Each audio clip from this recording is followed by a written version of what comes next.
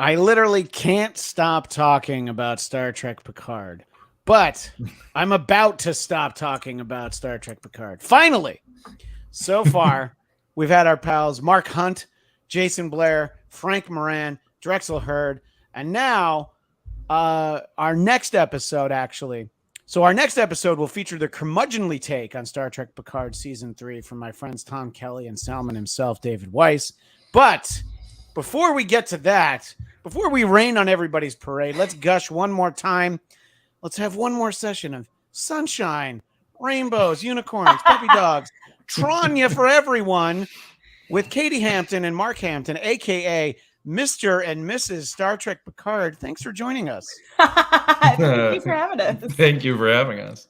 So the week that Star Trek Picard had its finale, it debuted on a Thursday, and the two of you went and had the crazy idea that you would get married on Saturday.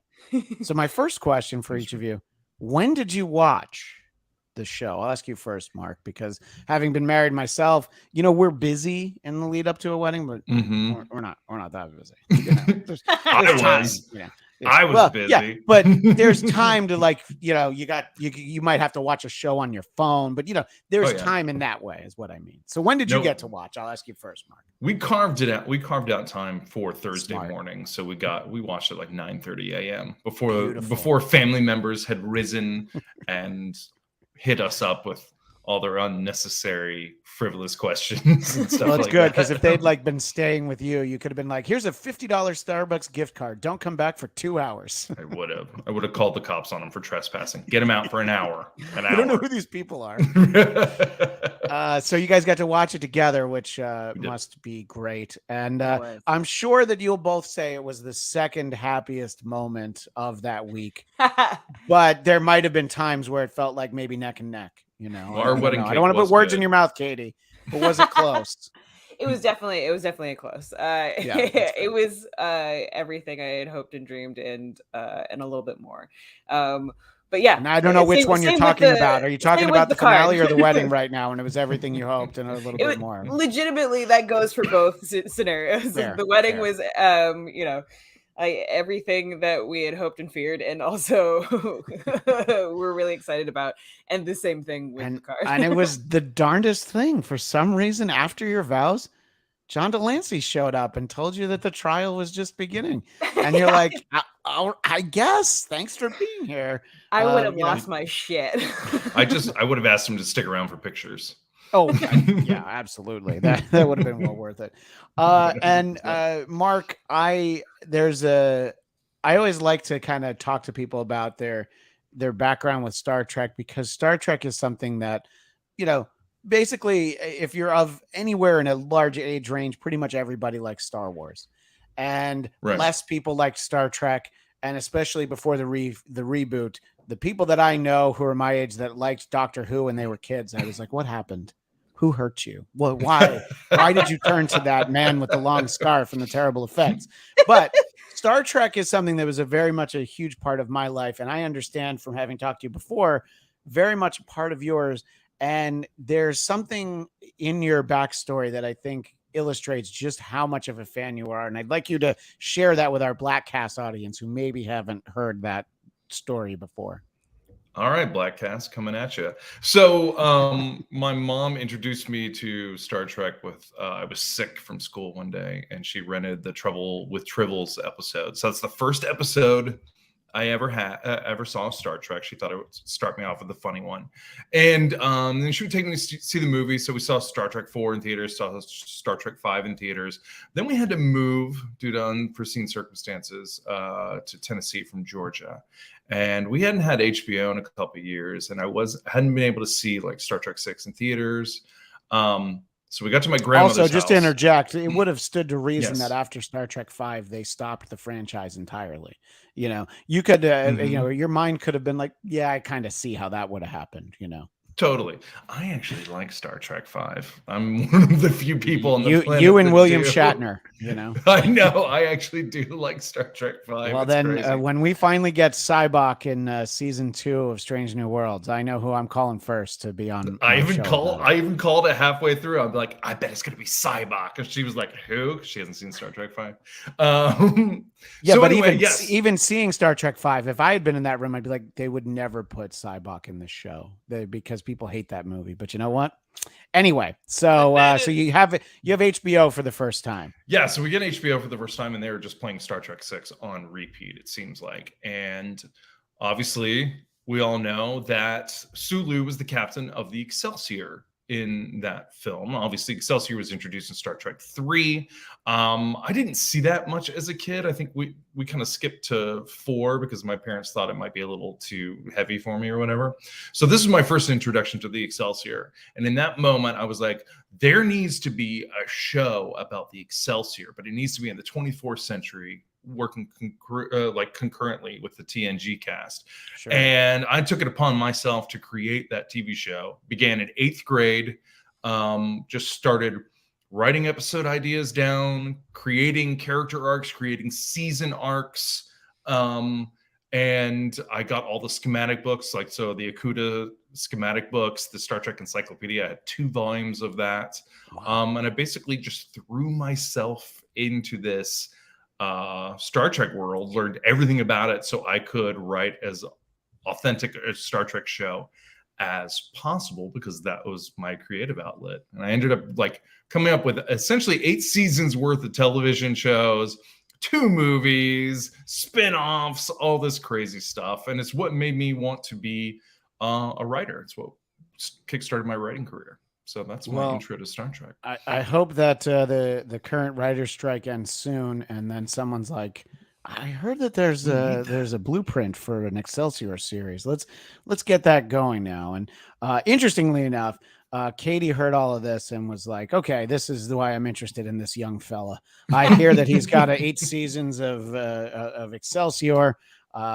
You can't lose. You know, it's funny because I'd heard you tell me that story before, and the last time it did make me think of this, but it reminded me of one of my favorite stories about the comedian and sometimes actor Colin Quinn.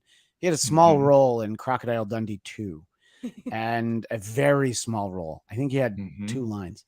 So he took it upon himself to rewrite the entire script so that his character became like the second most important character, and he showed up on set with that. And was like, yeah, I made the script better. I'm in it a lot. And somehow they didn't agree, and they kept him to his his under 5 lines. So yeah, weird how that happens. Yeah, it's so weird how that happens. Well, who in the right mind thinks they can tinker with such a masterpiece as Crocodile Dundee 2? Look, there's one Paul Hogan in the universe, and Colin Quinn is not it. None of us are it. Colin Quinn is barely Colin Quinn. That's a great point. There's a great joke when Colin Quinn was first on SNL. I think David Spade said something along the lines of like, "Hey, when did Colin Quinn's dad get on the show? Because he'd gotten older, and he was kind of a lot bigger than when he was on Remote Control." But this is not to talk about Remote Control or Crocodile Dundee 2.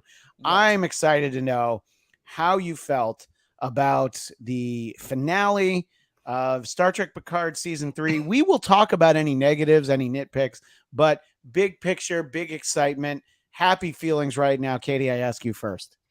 You know, we were already, at least I was already in a very emotional place of just like pure joy and happiness. And this show came in and kind of topped that. It was so many different things that just it felt like it really ended the Next Generation story, and properly so. That there were no more questions there. Like we understood everything, and I had so much fun. There were stuff that like I could predict, but it didn't bother me. It was actually really fun to see how they made it play out. Everything was like, the action had me on the edge of my seat. It was wonderful, absolutely wonderful. Mark, would you echo those comments, and not just in the sense that obviously you should be a good husband and agree with your wife, but in general, you're in your heart of hearts, do you feel that that was really your takeaway from when you saw the final 10th episode of Picard season 3? Yeah, I really enjoyed it. The thing that stuck out to me is that, especially after the disappointment of Star Trek Nemesis, it was really lovely to give them a happy ending. And they were playing cards just like in all good things. And, they had that happy ending that I think we all wanted for them. It was reminded me very much in the Star Trek 6 vein of them they basically rode off into the sunset, except the sun was just there's nothing to set, but and it kind of felt very much like that. We got to say a proper goodbye to that crew, to that cast, in a way that I think honored the original story very well. And so just for that reason alone, it was a wonderful experience. But I really enjoyed the episode. Fun twists and turns. We got basically the Star Trek Death Star trench run with the Enterprise D. That was fun. I think a great conclusion for all these arcs. Once again, our heroes saved the day. It was really nice to see Patrick Stewart kind of really embody the Picard that I think we all knew from TNG, especially seasons 3 through 7. A lot of times, this isn't a criticism. I felt like Patrick Stewart was playing Picard a little more like he played him as the old Picard in All Good Things. He was a little more haywire, a little more off the cuff, a little less measured than he was in the original in TNG. And I felt like we saw the measured Picard a little bit more, which was the Picard I truly loved.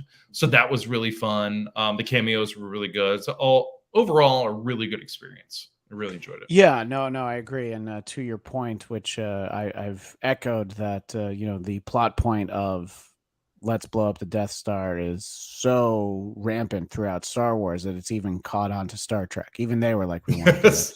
Stuart Arbery in the chat says, I don't think that's a picture of you, but I could be wrong. My favorite flaw of the finale, which is actually very charming to me, they say it's impossible. It's an impossible course to navigate to the heart of the Borg cube, and then Data charts a course. He adds, y'all rock. I mean, obviously, that's why we're here. And Dominicus Atson tags onto that. I'm glad it was harder to get to the center than it was for the Death Star.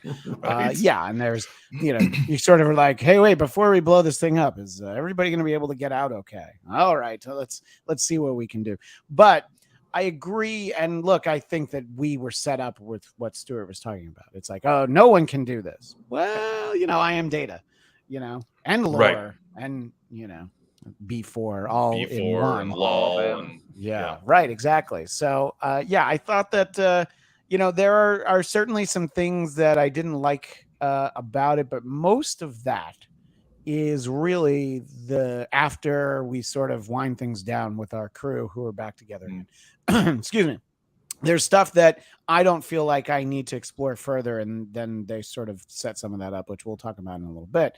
But in terms of getting our crew on the bridge and having the presence of mind to having the other characters not be on the bridge for the key moments, like Raffi's off doing something else, and Seven, and Seven wasn't, we wanted our TNG crew on the bridge, even if they're, out of position and doing things.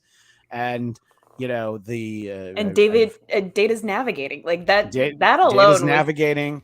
We have the nice touch, the very last line on the D before it gets decommissioned, the nod to Majel Barrett Roddenberry's voice. There's all these things where you're just like, oh, it's all so emotional. It's all great. Of course, they saved the day. And I think that from a storytelling standpoint, I thought somebody was going to die. Maybe Picard. Boy, that would have been something. But it's always like, it's a franchise. And there's a big studio that has a streaming service built on this franchise. So it's like, let's just kill the one new character that Christian Blatt liked. Let's go ahead and get rid of Liam Shaw. Boy, did they. We don't want Liam Shaw, but everyone else can live on forever. But I thought that we had a lot of that fun and spirit of like the things that we've always liked about the various iterations of Star Trek, and to have all these friends back together, but then also, especially because it's a streaming show, of course we're going to take the time for them to, get together in the bar and play poker. We need all that. And I mean, maybe we don't need it, but we do need it. What did you think about all that stuff, Katie, giving us all the bells and whistles that I think we would have been upset if we didn't get? I thought they did it beautifully. I thought I agree. They sort of like cordoned off the different casts so that like we got our next gen on the bridge. And then the poker scene at the end, especially with the credits rolling over it, I was like, it truly did feel like the ending of Next Generation that I've always wanted. Because everything else felt like it was so up in the air and like, well, I don't know. And Picard season 1 and 2 just weren't like the answers that I wanted. It wasn't like the stories that I followed or cared for. And this felt like it really tied it up in a nice, beautiful bow. I think it's interesting that we have basically a new cast heading out on a new Enterprise, going for another show, I'm guessing, with Raffi and Seven. Like, I will be intrigued by this new show. I feel like depending on how this writer's strike does go, that will be very dependent on how well that show ends up. Yeah. And I mean, look, there's a lot of time to think about whether or not you do want to do that show. But I think that, getting us into the situation where we start to set that up, I think, was definitely the kind of storytelling you wanted. And again, Stuart in the chat, great interview with Terry Metalis, where he said he deliberately put in various, quote, last moments with multiple characters, so you'd be worried that they would die. I do think that the stakes were very high, and you could have seen a number of characters paying some kind of sacrifice in the finale, but also in some of the episodes. There's a point where you're like, I think that Riker could definitely sacrifice himself for his family and for his friends. And I don't know how many times that I've seen Worf say that today is a good day to die. But man, he is ready to die now. He really is, and like he's so zen about it too. Yeah. 100 years later, he'll have an IV drip, and he'll still be like, "It's a good day to die. It's a good day." Please believe me, it's a good day. Just somebody.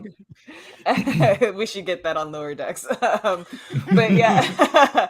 No, the one thing is that I feel like Geordi was the one that kind of said it in either the second to last or the last episode, but it's like, I just can't see you die again, like that, and that felt like something from the audience as well. Is like, we cannot 100%. See Data die one more time. So I was so glad that wasn't an issue, and that he did giggle while going through his trench run. I thought that was a nice touch. And the idea that this is the final ending is that it does feel satisfying, because in the past, when we've said goodbye to the TNG characters, all good things, we knew that they were going to go on in movies. I mean, we knew that I think they'd probably already shot Generations by the time they did that last season. And then also with Nemesis, there was the expectation that people were going to like that movie and want another one, but then we didn't get, I think it was 7 years until we got the J.J. Abrams one. And I think during that time, at least for the first 5 of those years, I think we were all like, well, they'll probably do another TNG movie, won't they? And now we're in that point with the J.J. Abrams universe. Is like, we keep hearing that they're going to do another one, but it's been like, I don't know, 7 years now. It's been a long time. And that cast is so great. I mean, you can say what you want about the movies and some of the storytelling in it, but it was like, I would still love to see that crew again, but I do hope that, we've said goodbye to this group as a unit. If they do a Star Trek Legacy show or other shows that are set in this time period after here, I'm not going to be upset if I get a cameo from Geordi or Worf or something. Oh, totally. But I can't imagine that they would get them all together again. What do you think, Mark? Sort of looking at this as an actual ending. I don't see them all getting together again. I think that was a really solid ending. I think they're probably all really happy with it. And to an earlier point we were making, because concerned that the characters were going to die.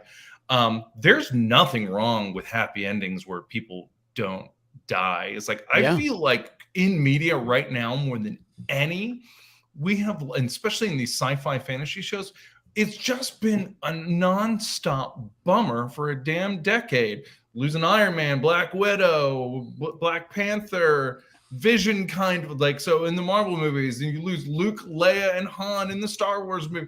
Everyone is dying. Star Trek to me was always about comfort. Even the torture episode where Picard only saw 4 lights. Like at the end of the episode, everybody's okay. Like he's been through some stuff, but he's okay. For me, Star Trek is comfort, and I think they paid homage to that really well. So I just wanted to get that point across. Yeah, and Dominicus Saxon makes the point. Rogue One was great, and literally everyone died at the end. Yeah, no, it's totally nice when everyone doesn't die. You know? Yeah, that's my point. And I think Rogue One, that worked perfectly for Rogue One. Star Trek to me has always been comfort. It's always been about that. The good guys prevail in the end, and we learn a little something about that. And I think learn a little something along the way. And I think they paid that off well. So I appreciate it. Before we talk about the actual ending and setting up the future and things like that, was there anything that was missing from this that you were kind of hoping to see? There was a few things that we've talked about previously on the show, but specifically I want to know, Katie and Mark, was there anything that you wished they'd included? I'll ask you first, Katie. Engineer O'Brien. Oh, yes. Where'd he go? I mean, we had a transporter issue with the Borg, and you don't bring O'Brien? What? Where is my O'Brien? Yeah, are you telling me he's not down on Earth at that moment? You know, like where you just beam him up, it'll be fine, or you can send a shuttle for him, I guess, if the whole point. He's on some ship. You know, he's on some ship. I mean, he's there. Not captain or something by now. Like maybe he was buddies with Shaw. We don't know. Like, I was really hoping that we were going to see Chief O'Brien, but what about you, Mark? Were you hoping for a cameo from Colm Meaney, or was there something else that you felt was lacking? I did. I was hoping to see Chief O'Brien again. I understand how that might have felt very shoehorned in, especially if Keiko was with him. You know, right? Keiko and Molly as a child. Right. I really did think, because they put out like the broadcast to trying to get reinforcements, I really did think we were going to, at the end, when everything seemed lost and the Titan was about to go down, that we'd see an armada of like Vulcans and Romulans and Klingons and things like that.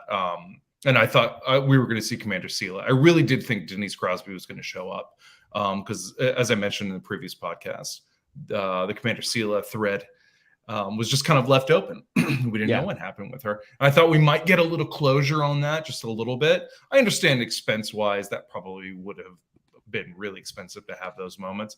I was kind of expecting that, though, hoping to maybe see that kind of a final send-off. I would have loved to have seen Guinan in 10 Forward at the very end. Or they're even there talking like she's there in the bar, like she's in the back room, like she's changing out kegs or something. So it's like, and I actually too bad she's not here. Let's do a shot without her. Exactly. She hates I also poker. Think she's not going to play with us. I also think that would have been a really beautiful moment if they could have actually had their last scene in proper 10 Forward as opposed to the bar, because to me the bar means nothing. It's a bar in LA. Guinan runs. It emotionally didn't mean anything, and they did recreate 10 Forward for the season premiere or the first episode of Picard, so it was definitely within their wheelhouse to do it. I think that would have been a nice moment there, but that's nitpicky stuff. What was the original question? I'm sorry. Well, what was missing, and then the thing that some people that I've talked to since the premiere or since the finale aired were a little surprised, because they know that Voyager was not my favorite show, but we had so many name checks of Admiral Janeway that I thought it was inevitable that we were going to see her. And as I've said previously, that scene with actual Tuvok at the end talking to Seven, you're like, I mean, I would have written that to be Janeway. And look, maybe she wasn't available. Right. Maybe they tried. Maybe, who knows? But that was like, oh, they talked about her so much, and I guess it was because they knew they weren't going to have her. It just would have been a nice touch, because yes, she's not a character from TNG, but because you have Seven and she's such an important part of her story, Mhm. it would have been nice even if it was an incredibly brief moment, but it didn't ruin the show for me. It's another one of those. I don't know. Maybe you not having O'Brien ruined the show for you, Katie. But no. Yeah. So I think that they did a great job, and it was like when this is what I said earlier is this idea that we were going to get Picard back. There was going to be a new show. This is kind of exactly what we wanted. We're like, all right, I hope that he gets into an adventure with the whole gang. And I didn't actually go far enough to think like, and they're going to figure out a way to bring back the Enterprise D. But I'm glad they did. Yeah. But, you know. Mark described it once as like a 10-hour movie that we all just needed. And couldn't agree more. Yeah. Or it's like a 30-hour movie that you could fast forward through the first 20 hours. This season is the movie that you needed. And Act 1 and 2, not so great. Act 3. In fact, I highly recommend that. And then you're fast forwarding and you're like, what? Why does Jean-Luc have an eye patch on? What's going on? I don't even care. I really don't care. So, all right. So then we set the stage and they spend time. But again, it's a streaming show. You can have it be whatever length you want it to be. So I didn't feel like it took away from the show. If this was a 42-minute network television show and they spent this number of minutes, I would have been annoyed. They want to set up this Star Trek Legacy show that Terry Matalas has talked about. He's even said he can figure out a way to get Todd Stashwick back as Liam Shaw. A lot of people assume Mirror Universe, but whatever. So, okay. But it also was like, oh man, I've had a great show up to this point, and now you've got this extra stuff. You know, it's like I even had dessert, and you're bringing out a second and third plate of dessert. I'm gonna eat it, but I don't think I should. You know? What did you think about some of those tacked on extra scenes? You know, the last scene and then the scene during the credits, Mark. Man.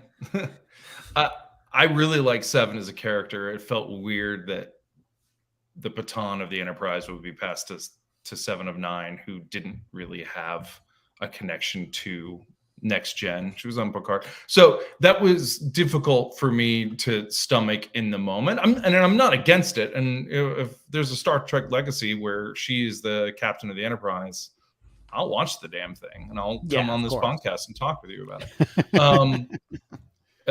So I get it, and it was brief. I did feel like we were rolling into a bit of the J.J. Abrams territory where it felt like it was written by someone that had no idea how Starfleet worked when they were like, what role is Jack Crusher going to play? Well, we never even thought of that. Now he's on the bridge. I guess I'll pull some bullshit out of my ass real quick and give him this assignment. So that to me was a little lazy. And then you had Raffi sitting there as her number one, looking like she just came out of a Gem in the Holograms cartoon, hair everywhere. And I was like, what is this? And why is she a first officer all of a sudden? And like, she's in a relationship with it. Like, there's just a lot of questions for me. I'm like, okay, they're in a relationship. She shouldn't be the number one. I don't know what's going on with that hair. I don't know why you didn't have an idea what was going on with Jack Crusher. I felt like it was so open-ended, almost too open-ended, that they didn't want to put themselves in a box in any way, shape, or form. Sure. So they didn't put themselves anywhere.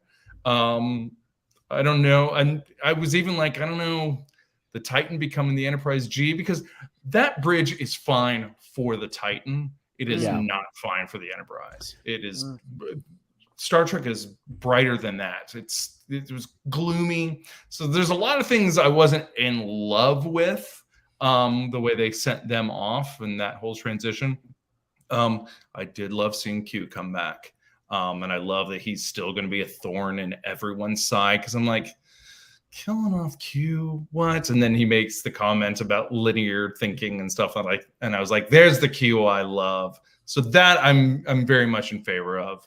I feel like the baton was passed very quickly to Jack Crusher. I don't know how I feel about that. I thought he was a fine character. I'm not sure he's necessarily the one I want to be the steward of Star Trek, especially the Enterprise, for the next decade or so. But we'll see. Yeah, I mean, I think that it is interesting that a lot of this weight is being put on the shoulders of Jack Crusher, a character that I think multiple times during the season just you kind of figured was going to die or sacrifice or something, and then it's like, oh no, he's guy who hates Starfleet ends up in Starfleet. Pretty sure I've seen that before, but that's all right. Yeah. What did you think, Katie? People know how I feel about Q, but what did you think about seeing Q in the mid credits part of the finale? I mean, it was one of those things I think that we had talked about a couple of times, and I was like, oh, that would be cool. I didn't see season 2 of Picard, but I had heard that he had died, technically. I did love the solve of nonlinear thinking. Yeah. And I love Q as a character. I felt like everything with the, like, setting up, Raffi and Seven and everybody, I was like, it felt like the epilogue to Harry Potter, where I was like, I mean, okay, sure. But like, what I really cared about was the main storyline when you got away from those characters. Jack Crusher, agree, he's an interesting character. I do think that actor is phenomenal. I think he has so much more potential to show off how far he can go and how great he can be. I do feel like we were a little bit shoehorned into caring about him because he was Picard's son, and it was like, oh, well, now you have to like him. And I was like, well, but I don't really know him. And like, he's like, this renegade, like, has a British accent because he just picked it up. Sure. Because his dad's British and accents are genetic. I mean, I did love that they explained that, like, he just went to like a school and then picked up the accent. Yes, a boys' school and picked up the accent. I was like, sure. As two people who just got married since the episode, it's interesting because I feel like we've been put into this arranged marriage with Jack Crusher and we didn't get a say in it. And we're like, oh. And like, somehow, like, Raffi's like the matchmaker and she's there. I'm perfectly fine with Seven, but I agree. I don't think she needs to be the captain of a Starfleet vessel. I was all in favor earlier in the run of Picard for her going back to being whatever those Space Rangers were or whatever. I'm like, that could be an interesting story. I would follow that. And then it's like, but we have to put everybody in this sort of, you talk about linear thinking. We put everyone in this narrow box where it's the bridge of a starship and they, go find strange new worlds and all that out there. But also I said this earlier, just sort of end with like, well, what are you gonna say? What's your catchphrase? Are you gonna give us one? And then it's like, nope, you're gonna have to pick up the show if you want a catchphrase. And I feel like the catchphrases are overdone anyway. Way too overdone. And especially with the trailer for Strange New Worlds and having Spock do the biffed up, I would like to go now. Like, funny. We've made this joke a couple times now where it's like, I don't really know what my captain phrase is, and that's fine. I'll always be a fan of hit it and engage. But it does feel like that was directly for the fans to be like, ooh, what's he gonna say? It's a joke that Lower Decks has done so phenomenally well that it's like, it's out there now. We know it's a bit. So now that they continue to double down on their serious shows, kind of takes the oomph out of it. It's like the joke has been done and it's been done the best it's going to be done on Lower Decks, especially when Riker was like, give me warp factor 5, 6, 7, 8, that, like, you'll never get better than that ever. So don't try. And I'm just, I love Punch It on Strange New Worlds. I'm not a fan of Let's Fly. It seems contrived. We're in complete agreement on that. And then they really amped that up about like, well, she's gonna get one, and then every time she says it, I'm like, ugh. Right. Yeah, let's fly. All right, Michael, let's do it. Well, and it kind of feels like when you tell a really good joke and then someone tries to top the joke and you're like, please stop talking. Right. Or it's like you tell a good joke and then another person comes in the room. So then I said, and like, yeah, I know the rest of us were here. And the reason it was funny is that we didn't know it was coming. And so exactly. Here's the thing. If whatever that show is, whether it's Star Trek Legacy or something else, if it never happens, I'm not going to be that disappointed. Yeah. If they had never made the Section 31 show, or now it's going to be a movie with Michelle Yeoh, I would feel disappointed because I really like the Emperor Georgiou version of that character. Yeah. And I thought the idea of seeing more of her, taking her out of Discovery so that they could do it, I thought was great. So that would have been a disappointment. Not a huge disappointment, but I would have been disappointed. This, I'm like, if we never see anyone from this episode again, it'll be all right, Yep. But yeah, it felt completed. Yeah. Yeah. And like I said earlier, the Next Generation in particular didn't feel complete. The original series was complete with Undiscovered Country, but then there was some more some more in Generations with some of them. Dominicus Saxon, the captain catchphrases are becoming Tobey Maguire using different hand motions to try and shoot a web. And our pal across the pond, the great Craig Robinson, says great callback. And we appreciate everyone who is in the live chat. So we know some of what we're getting from Star Trek going forward. We know that June 15th, I believe, is Strange New Worlds Season 2. Very exciting. We're going to get the final season of Discovery, which I believe is Season 5. But if you told me it was Season 9, I'd believe you. It feels like it started forever ago. I enjoy it for the most part, but it definitely peaked with Season 2 with Pike. With Pike, the Mirror Universe, we get Emperor Georgiou for the first time. And I have enjoyed the character building more than the actual show. I think I like characters that I didn't used to like on that show, and that'll be fine. And then I guess there's a Starfleet Academy show. I don't even know what else. The animated series. Lower Decks. Yeah. Right. And Prodigy, I still feel like is phenomenal. It's for a different audience, so that's all right. Probably. It is. We watched the first half of the season. We haven't caught up yet. We will. Yeah. It's just doesn't. I watched the first one, and then the observation that I have made before, and I do know the future. I will make this observation again on this show. I was watching Star Trek Prodigy, and I was like halfway through it, and then I remembered, I'm like, oh, this is a Star Trek show. This isn't a Star Wars show, because it just felt like Star Wars. It's because of maybe the animation style and all that. So, you shouldn't have the lines be blurred like that, exactly. But in general, I'm happy with the streaming content we get from Paramount Plus. I think that Star Trek 2 is amazing. Season 2 of Picard is just one of the low points of all entertainment in the 21st century, in all honesty, for me personally. I could not believe that they gave us that show. And something that I want, like, I'm sitting there every week wanting to love it.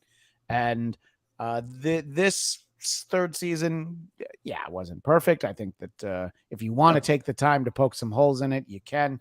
But wouldn't it just be fun to just sit back and enjoy watching the band get back together for one last romp?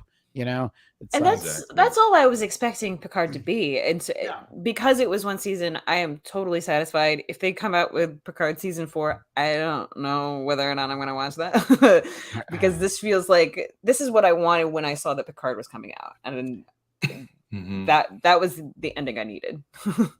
No, exactly. And you get all the cast back together because it's the last season. It's the last time. Like, wouldn't it be fun to do all that?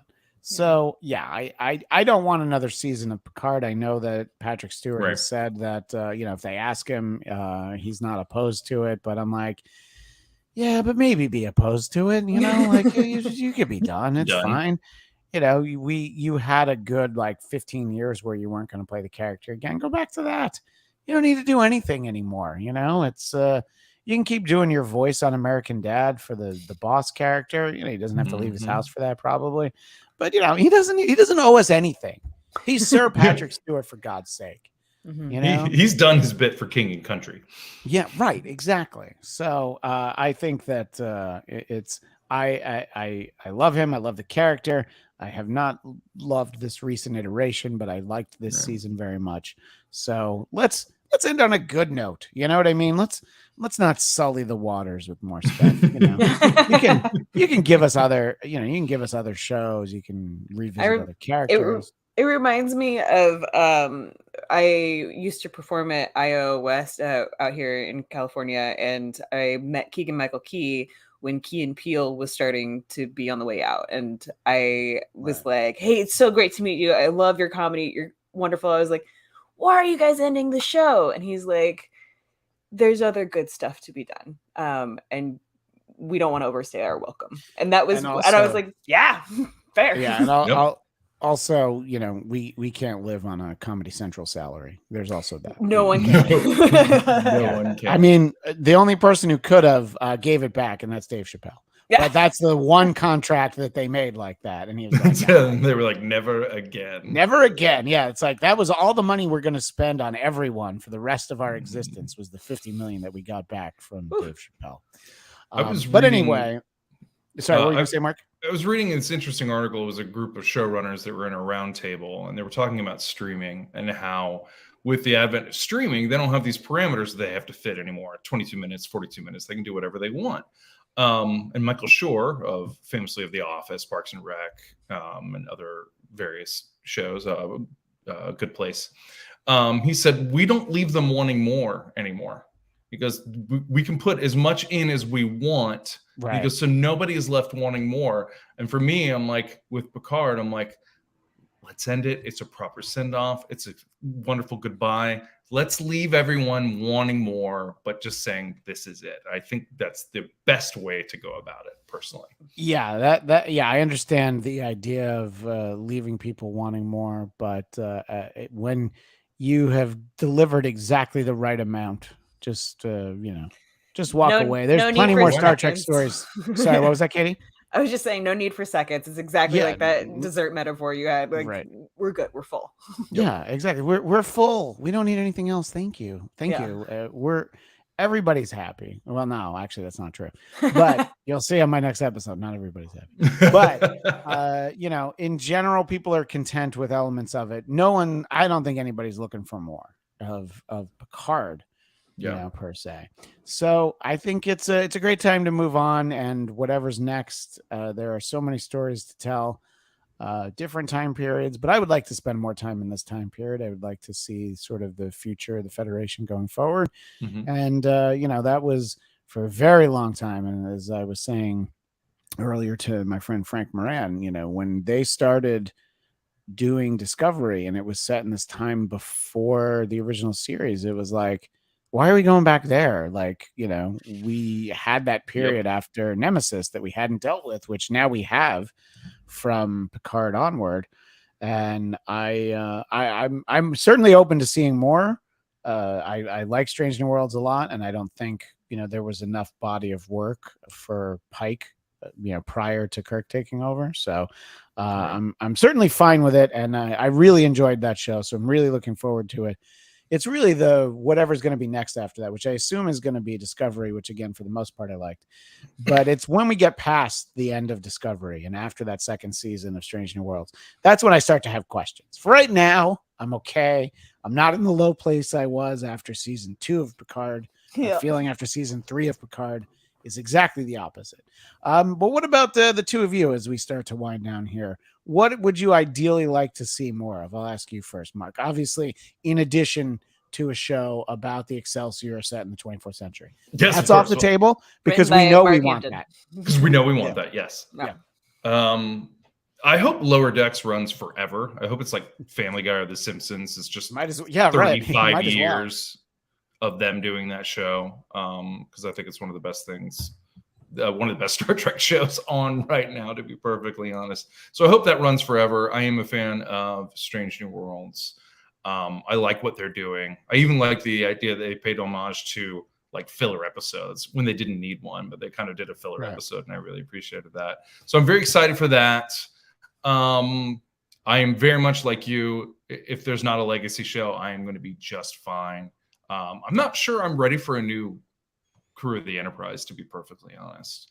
Starfleet Academy. Not when there's still an Excelsior out there. Exactly. Let's explore some other ships that start with E.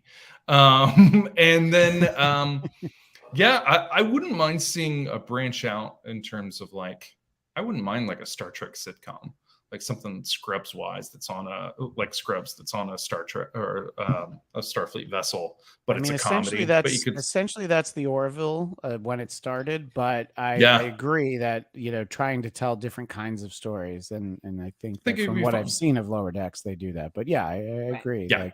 Think outside the box, I guess. I think so. The way that Deep Space Nine was they eventually added the Defiant and all that, but it was like no, this is a place that people come to instead of you heading out and exploring. So there's other ways to think outside of the box. The conceit of Voyager was a good one. Like, we're going to go so far out in the galaxy at stuff we've never seen before. Well, that's great. So yeah, think a little bit more. Maybe not make it so much like all the shows that come before.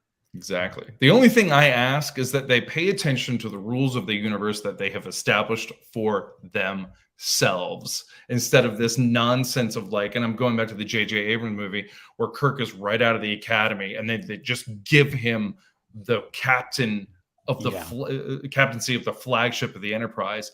I could never get past that. It ruined the entire series for me, because I was like, you have completely ignored the rules of the very universe that you are playing within. And there was no reason for you to do so. There were so many workarounds. There's so many interesting ways you could have gone. And so that's what I continue to hope, that they observe the rules that they have established over so many shows. And that's why I was like, I bumped up a little bit against that, Star Trek Legacy tag, where again, the characters there was no reason they should have been in those roles. There's no reason Jack shouldn't have known his role coming on to the Enterprise and things like that. So that's, no matter what they do going forward, just please observe the rules of the universe that you have established, and I think we'll be okay. I agree, and that's well said. What do you most want, Katie, besides a Miles O'Brien show? Yeah, absolutely. He's the lead. I mean, and I'm ready to watch it. Don't worry. But apart from that, what would you like? I'd also like Lower Decks to address O'Brien as well, because they did like have a statue to him, and everybody was like, he's the perfect person. But yeah, no, I'm definitely down for way more Lower Decks. That is the one show that like it brings the comfort and the humor that I always want. And they can do all the crazy things that I think that Orville wanted to do, but can do it with a little bit looser of a budget, because you can just animate that instead of actually having to do that practically. Yeah, it's a great point. Yeah. And I'm hoping that Starfleet Academy is something of that similar vein, because the shenanigans they get up to in Lower Decks is fun, but like it always feels like they're on the edge of getting promoted. So having Starfleet Academy be like sort of this like Bob's Burgers, they never age type of thing, like they're always in Starfleet Academy getting into these shenanigans and all these different things. I'm so down for that. I hope it's in the style of Lower Decks. Starfleet Academy is basically, think about it'll be Facts of Life, but in space. They're all like at this boarding school, and one day they're going to get to leave, and that's exactly what we want.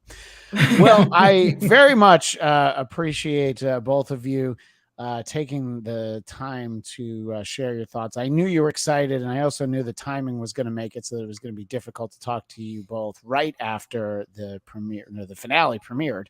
The premiere finale either.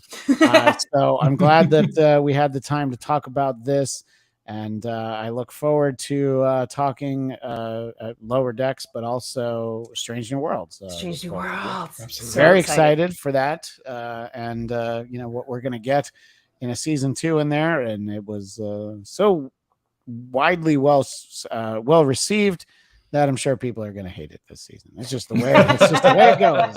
Always. Hopefully not. It's looking pretty hopefully good. Not. Yeah, exactly. But in the meantime, Katie, where can people find you?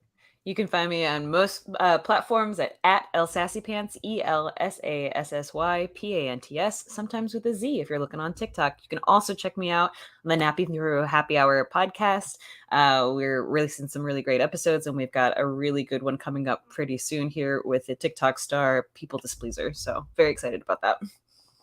I can relate to someone known as People Displeaser. Mark, where can people find you? Yes, you can find me on Instagram and Twitter at Mark S. Hampton. And actually, after our last conversation, I have been considering possibly on my Twitter page releasing some synopses and artwork of that Excelsior show that I had created so long ago, if there was interest at all. Oh, so my if there gosh, is, follow me at Mark S. Hampton. I can't, oh my gosh.